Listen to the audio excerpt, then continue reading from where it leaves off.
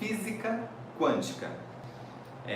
Então, nós somos os observadores. E o que eu quero dizer com isso? Que nós somos os observadores. Nós é que definimos o nosso destino. Isso não é só palavrinha bonita, não. Por isso que a gente costuma dizer que o bioalinhamento é um estilo de vida. Porque quando a gente descobre que nós não somos vítimas, e ser vítima nossa, coitado de mim, eu estou passando por isso, estou passando por aquilo. Ai, coitado de mim, porque isso me aconteceu, essa doença surgiu em mim. Então, peraí, vamos por partes. Nada surge do nada, é preciso um estímulo inicial, é preciso um para quê. Então, ninguém é azarado e ninguém é vítima. Então, nós partimos desse princípio inicialmente lá na física quântica. E aí a gente começa a entender, na questão do observador, que a física quântica explica na prática e não na teoria, isso é prática de física quântica, que nós escolhemos o mundo onde nós vivemos. E o que é isso? Nós sim, somos os observadores, nós temos o poder de fazer escolhas. E assim, então, mas eu aprendi desde pequena que nós somos vítimas dos vírus, das bactérias. Nós começamos a perceber que nós criamos a nossa realidade. Fala, ixi, agora complicou. Agora complicou, porque se nós criamos a nossa realidade e a minha vida está complicada, adivinha quem é que criou isso? Então aqui não é palavrinha bonitinha, nós não vamos... eu não estou trazendo um conceito de pense positivo, que isso vai atrair coisas positivas. Então, quando nós entendemos que nós somos co-criadores da nossa realidade, e essa coisa de vítima, essa coisa de eu não consigo, isso não é para mim, é você quem está criando esse tipo de realidade. Então, vamos lá. Como é que eu faço para ser um administrador da minha realidade? Nós somos co-criadores da nossa realidade. Então, para que uma realidade ela seja colapsada, né? Então, primeiramente, lá nos estudos da física quântica, nós apresentamos para vocês que as possibilidades elas são infinitas. E sabe o que é interessante? Quando eu dou foco para alguma coisa, e isso, sabe o que acontece? Expande. Aí a gente começa a olhar para a saúde. Vamos já transmitir isso para a saúde, né? Se eu dou foco para uma doença, essa doença se torna muito grande para mim, se torna muito importante para mim. Então eu fico pensando nessa doença, eu fico falando dessa doença, eu fico buscando lá no Google tudo sobre essa doença, então eu fico querendo racionalizar demais isso tudo. E aí entram as questões, né? Então eu vivo a doença. E aí, ou seja, isso vai tornando grande para mim. Agora, não é que é simplesmente também eu fazer de conta que não tem a doença e virar as costas. Isso é racional, tem que ser sentido. Isso tem que ser sentido. Então, numa realidade, entre 1000 possibilidades, entre 1 milhão, entre infinitas possibilidades, o paciente pode entrar na sua sessão de bioalinhamento, entrar com dor, e existe uma chance dele sair sem dor? Existe. Qual é que nós vamos focar? Existe a chance dele sair com mais dor do que entrou? Existe. Existe a chance dele se curar em uma semana? Existe. Talvez é aquela 0,00001, mas existe. É uma possibilidade. Existe a chance dele não se curar, dele ir a óbito por aquela doença? Existe. Mas qual é a que nós vamos observar? Vamos lá então. Então, por exemplo, olha aqui, ó, o olhinho aqui. Quando eu dou foco a isso aqui, sabe o que acontece? Ó? Expande. Isso expande.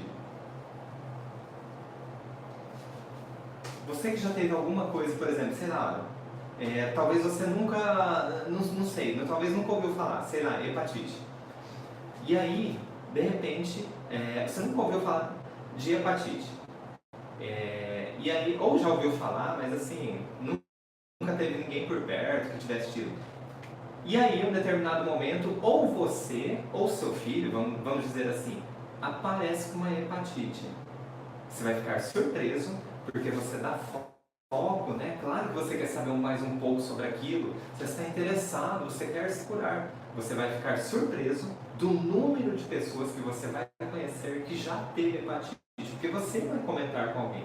E aí, enfim, você começa, como você deu foco, ou seja, como é que é dar o foco? Você está preocupado com aquilo e você está dando atenção para aquilo. Se juntam mais pessoas, aí aquela pessoa, inclusive, fala assim: você viu o fulano aí do apartamento da frente? Ele está com hepatite também. Aí a outra pessoa fala: ah, então olha como as coisas vão crescendo. Então vai aumentando o foco. E esse aumentar o foco, você vai, dentro da física quântica, você vai ficando envolvido com isso aqui. Você vai ficando envolvido cada vez mais. Agora, se eu mudo a direção do meu foco, eu tiro o foco daqui, porque isso aqui, no caso aqui que eu estou falando, é a hepatite, eu mudo o foco disso aqui e não dar importância, são coisas muito diferentes, tá? Mudar o foco, quando a gente entende isso, mudar o foco, ou seja, dar mais importância a uma nova situação, que poderia ser o quê? A saúde. Então vamos lá. Aí a saúde vem para cá. O que é a saúde? De repente aqui, né, fazendo algum esporte, não importa, fazendo algum esporte, ganhando mais dinheiro, produzindo mais. Se nesse momento aqui eu mudo o foco, e como poderia ser mudar o foco? Quando eu ficar melhor, por exemplo, quando eu ficar melhor, isso você pode determinar daqui 15 dias, por exemplo, daqui 15 dias que eu já estarei melhor, eu vou fazer tal coisa. E que tal coisa é essa? Alguma coisa que empolgue você. Por isso que eu coloquei esse bonequinho de mão para cima, né? Alguma coisa que deixe você empolgado, ou seja, você tirou o foco daquilo que você não se sente bem e e olha que interessante, graças a isso que você não se sente bem, você teve finalmente coragem, teve finalmente foco de dar valor, talvez, a algo que você ficou esperando há muito tempo. Graças a isso aqui, olha, você deu foco, de repente, à força do teu corpo, e aquilo te deu um estímulo. Isso aqui é o estímulo para você fazer algo diferente. E esse algo diferente, de repente, é uma viagem, de repente é ser mais ativo no seu trabalho, de repente é iniciar um trabalho novo seu, uma coisa só sua. Então, peraí, existiu algo aqui que foi uma vantagem. E dentro da física quântica é assim que a gente consegue colocar na prática. Então, talvez isso aqui, que foi um estímulo inicial nocivo, desconfortável e às vezes não, muitas vezes limitante, na verdade, é o estímulo inicial, porque isso aqui tira o conforto. Mas olha que legal, isso é a mesma coisa assim, ó, de dar um chacoalhão. Isso é que nem, por exemplo, uma pessoa está em desespero, está em choque em alguma coisa. Vocês já viram o filme? Talvez até na vida real já viu. Mas a pessoa está em desespero, em choque, está inquieta, aí alguém pega e dá um tapa na cara dela. Claro que não é para ficar fazendo isso, né? Mas é aquele pá, aquele choque, a pessoa para na hora. É isso aqui, ó. A pessoa para na hora e opa, o que está acontecendo aqui? Aí ela enxerga outra coisa. É isso aqui, ó. Então, dentro da física quântica, o que é que nós vamos utilizar principalmente? O paciente vai sair melhor do que quando ele entrou. Dentro das infinitas possibilidades na física quântica, então, meu paciente já marcou a sessão, eu estou aguardando para atendê-lo, eu nem vi o rosto dele, talvez, eu nem conversei nada com ele, talvez a secretária que marcou a sessão, eu não sei nem se é homem ou mulher. Mas, o que é que eu determino para a minha realidade? Mais do que a do paciente, inclusive. O que é que eu determino para a minha realidade que eu posso influenciar diretamente na física quântica e colocar na prática. E que eu faça e dá certo, viu, gente? Então, olha só. O paciente vai sair, eu estou determinando, tem 1 milhão de possibilidades dele sair com dor, dele sair desconfortável, dele sair não acreditando no bioelemento, dele sair curado, dele sair sem dor, dele sair dando um abraço.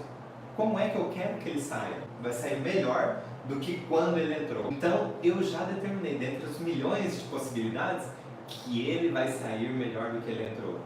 Talvez você ainda não teve o estímulo certo, você não conseguiu, achou que está muito distante. E se você achou que está distante, o que você acha que vai acontecer? Estará distante. Porque é a possibilidade que você elegeu, que as coisas estão distantes. Agora, se você elege a possibilidade que é fácil, então, o que vocês podem começar? São os 3 Is: impactante, inesperado e vivido em isolamento. E aí a gente sempre associa o DHS com um raiozinho. Assim como um raio. Alguém já conseguiu desviar de um raio depois que ele está caindo? Tem como, né? Já foi. A partir do momento que ele está caindo na sua direção, ele vai cair em você. Já foi, né? Então não tem como. É impactante, é inesperado e vivido em isolamento. Ninguém pode te ajudar. Então esse é o momento. Só que aí tem um detalhe, né? Ele tem uma tríade indivisível, esse impacto. Porque, primeiramente, como é que uma situação pode ser... Aliás, deixa eu fazer vocês entenderem bem.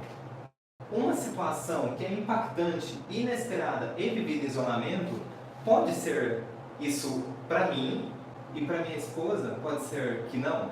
Pode. Tudo depende da percepção. A percepção vai fazer toda a diferença. A percepção vai dizer se eu vou ter os 3 Is ou não. Por exemplo, eu posso ter uma situação impactante para mim, por exemplo, sei lá, a morte de alguém, de um parente. Alguém me liga e fala, o seu avô morreu. É impactante? É impactante. É inesperado? Não. Meu avô já estava doente, velhinho, já doente no hospital, e os médicos disseram que ele já havia dito há um mês atrás que era só uma questão de tempo. Foi inesperado? Não. Não foi inesperado. Foi vivido em isolamento? Provavelmente não. Porque eu já estou contando ali já estou vendo uma comoção na família, já existe um movimento, entenderam? Então, a morte, que é um negócio que todo mundo considera pesado, é extremo, é difícil de passar, nem sempre. Depende das circunstâncias. Tem gente que até, dependendo do jeito da morte, fala assim, nossa, agora ele descansou. Não é isso? Então, tudo depende da percepção. A percepção é que comanda se eu terei esses 3 Is ou não. A percepção é que, de repente, um cara está andando. Tem até uma historinha, eu não lembro direito a historinha, mas suponhamos. Alguém está andando a cavalo, aí ele cai do cavalo e quebra a perna. Aí alguém fala assim, nossa, que azar. Azar nada, porque no outro dia o país entrou em guerra e aí ele estava com a perna quebrada, ele não pôde ir para a guerra. Então, então é sorte.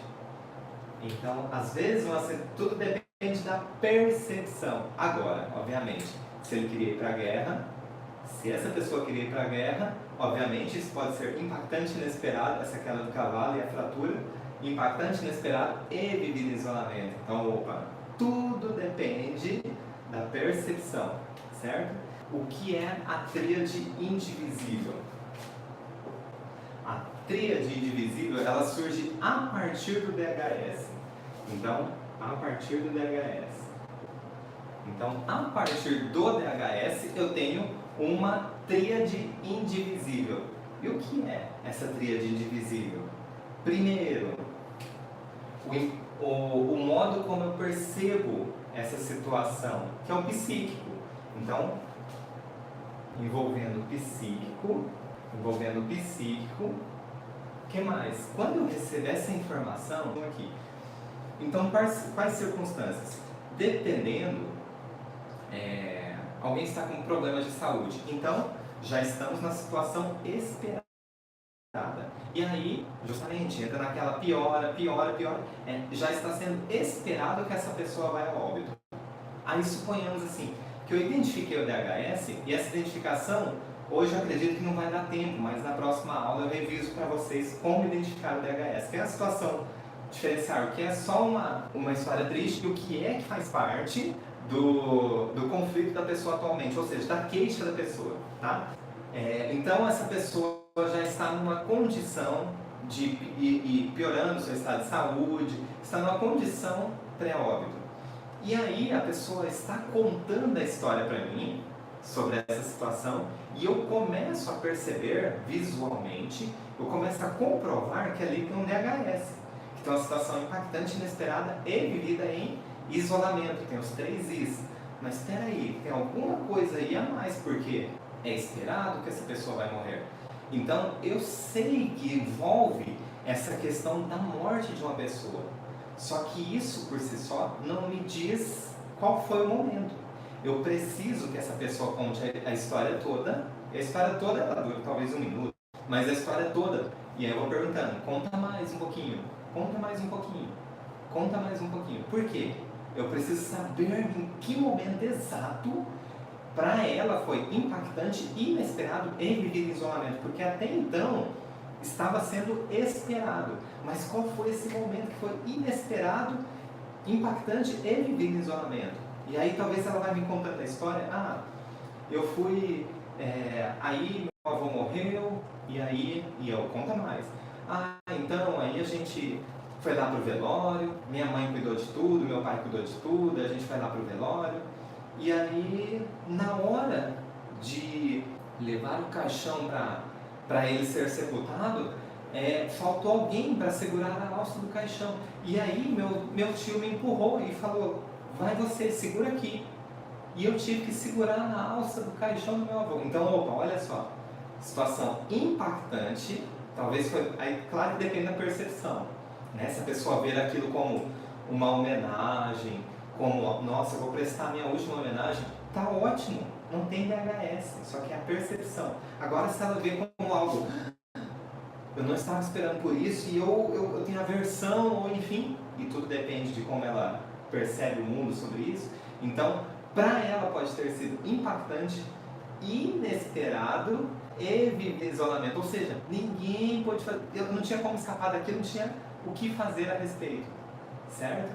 Então, se naquele momento você vai ter uma comprovação visual do sistema nervoso autônomo, então não vai ser o achismo teu ou uma avaliação subjetiva, você terá uma comprovação de quando é o momento exato que ela teve esse DHS, que é o dia, hora e segundo, né? Não tem como escapar, certo? Deu para entender? Então é preciso que nós somos investigadores, nós vamos saber o momento exato em que aconteceu a história.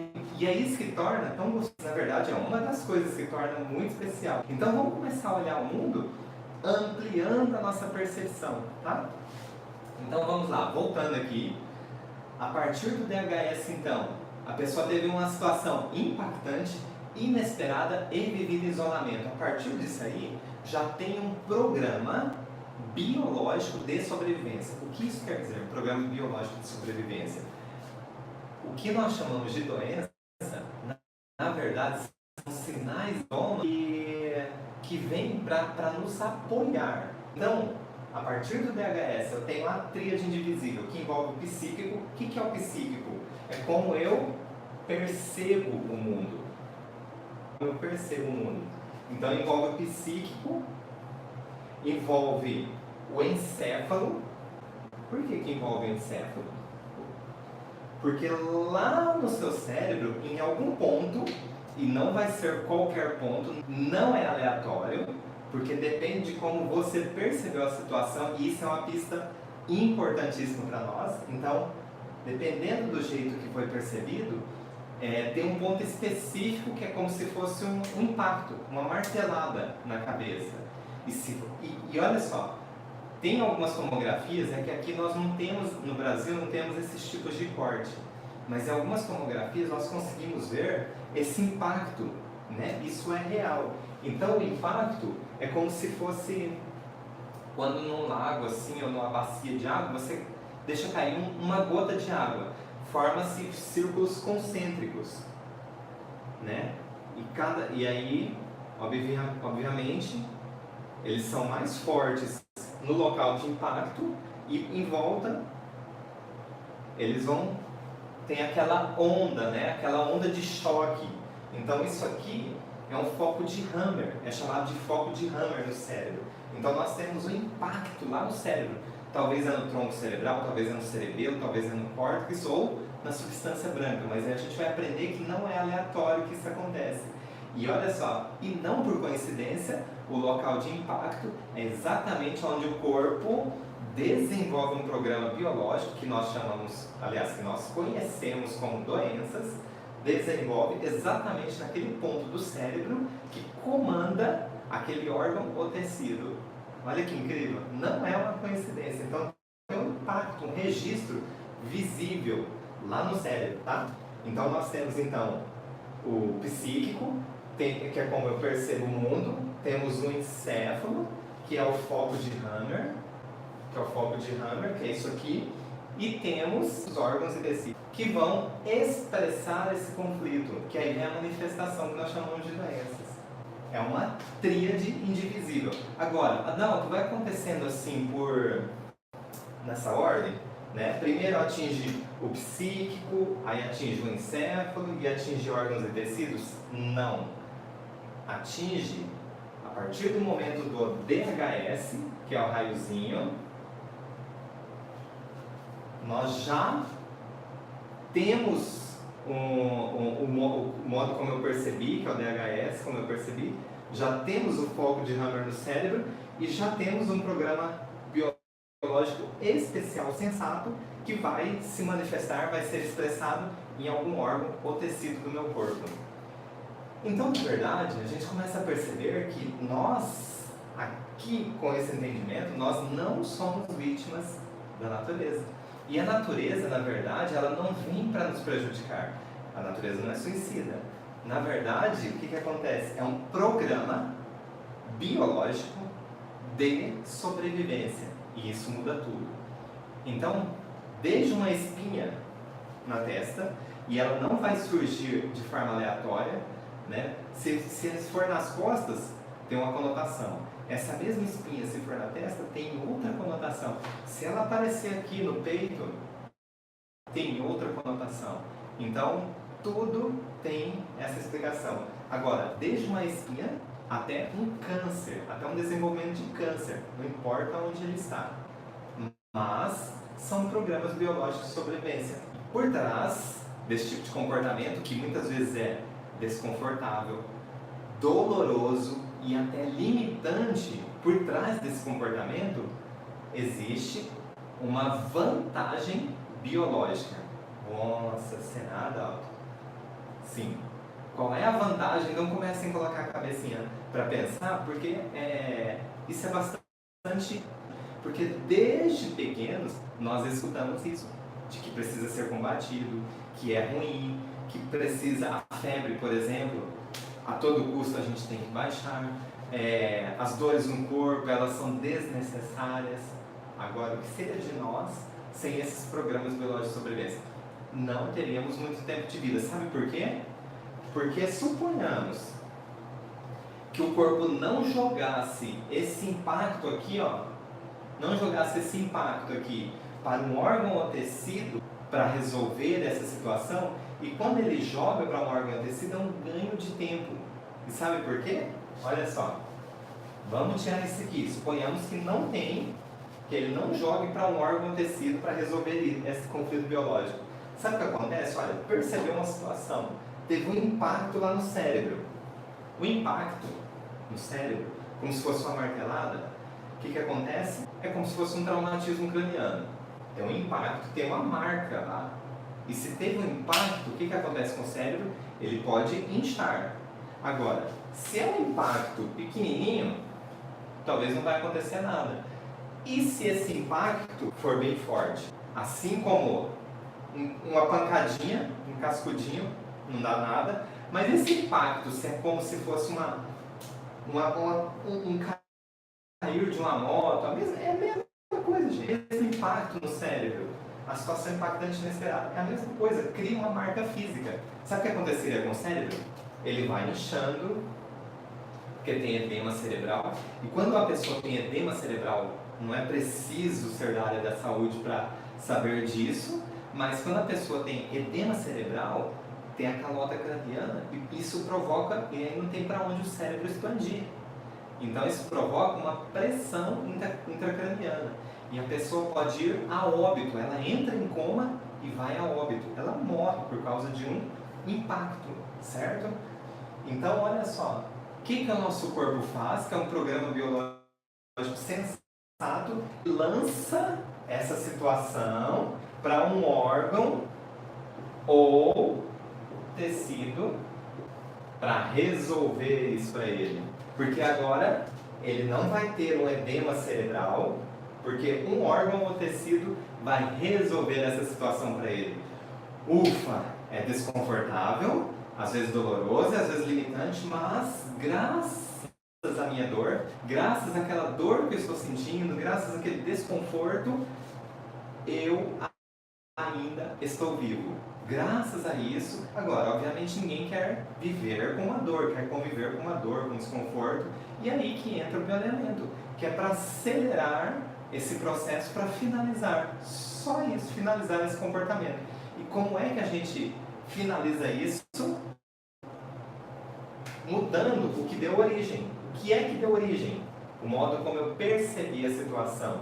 Então, quando nós mudamos a percepção do paciente, quando nós mudamos a percepção do paciente, o comportamento no órgão dele também muda. O comportamento aqui no órgão tecido também muda. Então, aquelas espinhas que estavam aparecendo, o corpo já entende que não tem mais razão, já não é mais preciso manifestar esse comportamento. Aquela dor, aquela bursite que a pessoa apresentava, aquela hérnia de disco, ou aquela enxaqueca, aquela rinite, aquela dor de estômago, não importa, isso são rótulos, não importa o nome da doença, são rótulos, certo? O que nós vamos fazer? Estimular o organismo para mudar a percepção, e não é pensar positivo. Palavras bonitinhas amenizam o sofrimento das pessoas, mas não curam ninguém, certo? Vamos fazer a coisa certa aqui. Elas podem amenizar, mas não são duradouras. O que nós vamos fazer é mudar a percepção para que mude o comportamento no órgão ou tecido, ok?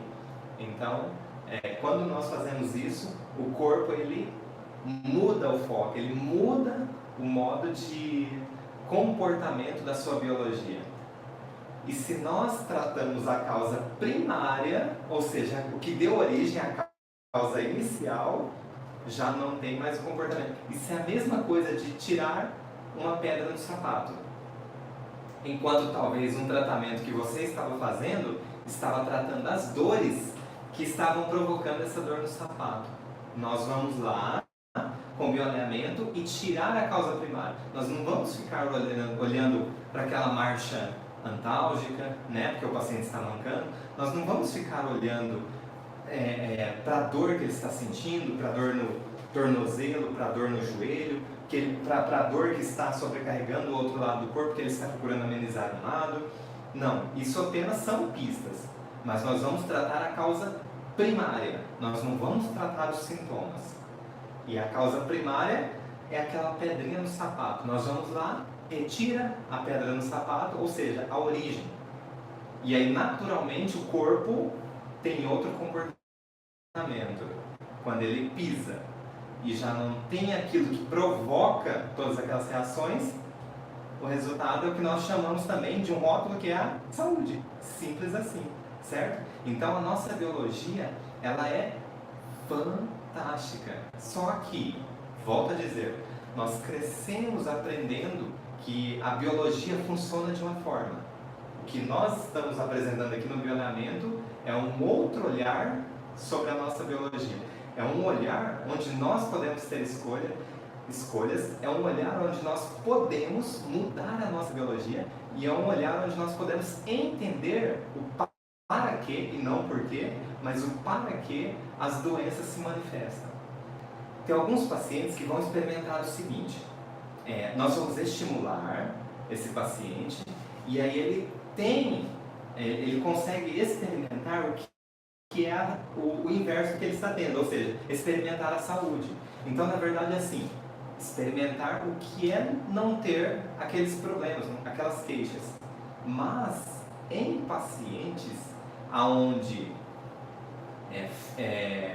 se curar dói mais na alma do que no físico, talvez, entre aspas, é claro que não é uma decisão consciente, mas se na alma dele doer mais do que fisicamente, ele vai continuar com a dor física. Então, assim, na prática, como é que isso funciona? Por exemplo, uma senhora que já os filhos cresceram, estudaram e não tem mais nenhum filho dentro de casa. E talvez ela tenha uma dor, começou com uma dor, enfim, teve uma situação toda dessa aqui que levou a uma dor física. E aí talvez ela ficou internada ou não, enfim, mas por conta daquela dor, os filhos ligavam todos os dias, os filhos passaram a frequentar mais a casa dela, e então ela se sentiu, não conscientemente, isso não é consciente, mas ela se sentiu talvez mais acolhida, não sei, enfim, é a percepção que comanda. E aí de repente você vai lá e quer ajudá-la e faz o bioalinhamento. E aí ela se vê sem aquelas dores. Só que aí sem as dores, os filhos já não ligam todos os dias para saber como é que ela está. Os filhos já não passam lá quase todos os dias ou 2 vezes por semana com os netos, porque agora ela está bem. Agora ela pode ir e vir onde ela quiser. Agora ela pode pegar o telefone e ligar. Agora ela pode se deslocar. Ela já não precisa daqueles cuidados que ela estava tendo anteriormente. Só que inconscientemente, o que o corpo diz? Estou sozinha. Inconscientemente. Então ela vai ficar doente de novo. Não porque ela quer, mas porque é necessário.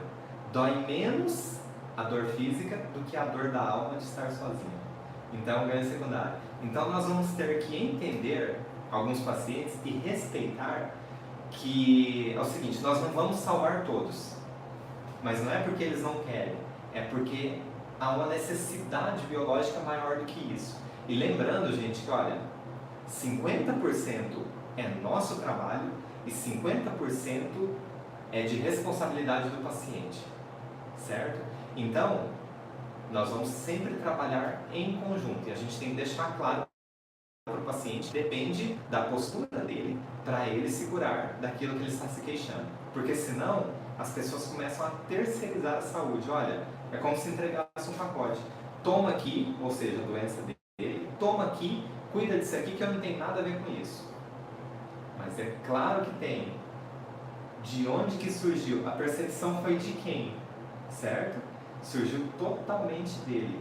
Então nós vamos dar o caminho para ele se curar. Mas quem vai percorrer esse caminho é o paciente, certo? Nós vamos dar o caminho. Quem percorre é o paciente, ok?